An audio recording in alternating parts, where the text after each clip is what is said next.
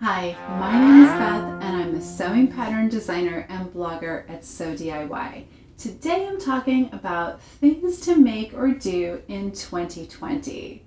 There are a lot of fun challenges in the sewing world, and it's a really great way to try something new and give yourself a little bit of structure to your sewing if that's the thing that you're interested in, or it's just a way to have a lot of fun and connect with other people. One challenge that I've been doing for quite a few years now is the Make 9 challenge. And this is a completely self-paced, self-created challenge. You pick 9 things that you want to make for the next year and then post them in a little grid on your Instagram. I think I started doing it in 2016.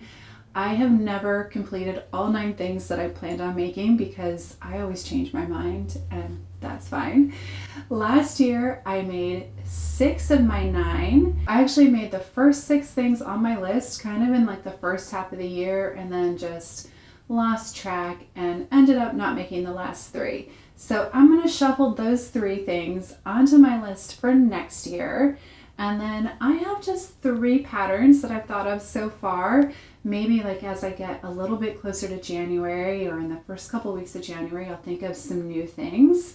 But mostly I have a lot of ideas for new patterns that I want to create, so I'll mostly be working on those. But here are the 3 patterns by other designers that I'm really excited to try. The first one is the Flyn Jacket by Pattern Fantastique. It's a really cool jacket with kind of these like lantern shaped, I'm not sure if that's the right word, but these shaped sleeves. It looks just super cool. They posted a version in denim at the beginning of summer, and I bought the pattern, printed it out, and then I went on vacation and lost track of time, and I don't know, it hasn't happened, but I bought some denim fabric and I want to try making it with denim on the outside and then do some sort of pieced quilting on the inside, and I think it'll look really cool and like kind of funky. I'm excited about that one. So that's the Pattern Fantastique Flyn Jacket. And if you know Spanish at all, you might be confused like I am, because in Spanish, falda means skirt, so it's like skirt jacket. I don't know how the pattern got its name, but I always forget the name because it's skirt jacket. But it's a really cool design and I'm excited to try it. The next pattern on my list is also a jacket, and this is the Flyn Jacket by In the Folds. I love Emily's patterns. They're so well drafted and the instructions are amazing, and this is like a really loose fitting kind of jacket, which I think I can make in a heavyweight linen and would really take me through like spring, cold summer nights, fall. It'll be perfect for Los Angeles. Next, I want to try the Free Range Slacks by Sew House 7. I really like Sew House 7 patterns, and these are a casual elastic waist pant, and I just love wearing that kind of comfortable elastic waist pants. So I want to try this pattern out and see how I like them. So carrying over from my 2019 Make 9, I have the Ginger Jeans by Closet Case.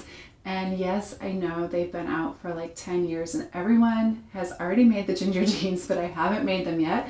I've owned the pattern forever. I have the skinnies and the flares. I've printed it out multiple times and just haven't made them yet. So I have 2 fabrics that will work really well, a gray stretch denim and then a stretch corduroy that has these really thin wails and it's a beige color. I think they would both be fantastic as the skinnies. So I want to like finally get on the bandwagon and do it, you know? It's been so long. It's been on my Make 9 list over and over again, and I don't know why I haven't done it yet. Maybe because I don't love sewing jeans. But now that I have a new sewing machine, I think it'll be really fun to try sewing jeans on my new sewing machine. The next pattern that I'm bringing along with me from 2019 is the Clover Dress by Paper Cut. And it's a really cool dress. It has kind of these, like this inset lace panel in the front, and then it's kind of loose fitting with a little tie belt. I have a lot of fabric in my stash that would work really well for it, so I want to give this pattern a try. And then the other pattern from my 2019 list is the Waddle Skirt by Megan Nielsen. So it's an A-line skirt and it has a similar closure to the Flint pants, which I really love. So I have a red and white striped cotton that I think would be amazing for this skirt. So I'm gonna carry that one over onto my list. Another fun sewing challenge to participate in is the Sew My Style Challenge. For this challenge, there are a few patterns selected every month, and if you participate, you usually get a discount on purchasing those patterns. And that month, everyone sews them up and then shares at the end of the month. It's a really fun way to kind of make similar things as other people, learn some new skills, and interact in the community of sewists online. So I participated in it a little bit the first year and did some blogging for it. And this year I'm really excited because one of my patterns has been selected to be one of their featured patterns. So I believe it's in October. The Alley sweatshirt will be one of the patterns.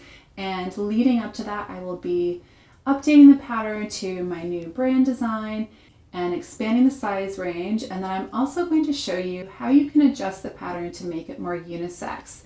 The design as is tapers at the waist, and so it feels a little more feminine. So I want to show you how you can make it so that anyone, depending on their style or preference, can wear it and feel comfortable. Another really fun challenge that's happening in January is Sew Twists and Ties, and this is hosted by @Cookin' on Instagram, and it's all about sewing things that have ties or twists. So my latest pattern, the Dana jumpsuit, would be perfect for this challenge. So I encourage you to go check out the pattern and check out that challenge because I think it'll be really fun. Again, it's just another way to connect with people and maybe sew something a little different than you usually do. If you're looking for a little bit of help getting yourself organized for sewing in 2020, I have some printables that could help you. The first one is a free download. It's a 2020 calendar, and it has the little calendar at the top and then a bunch of lines so that you can organize all of your projects. And this year I did a little something different and I put in a sewing tip for every month. So you'll also learn something as you plan out your projects. I also have a printable sewing planner. This is a PDF download that you download to your computer and then you can print as many times as you like and put it into the planner or booklet or binder of your choice. And it comes in a variety of sizes. There's A4, A5, letter, and half letter, so it kind of will fit most every kind of binder that you would have, and you can print it out as many times as you want.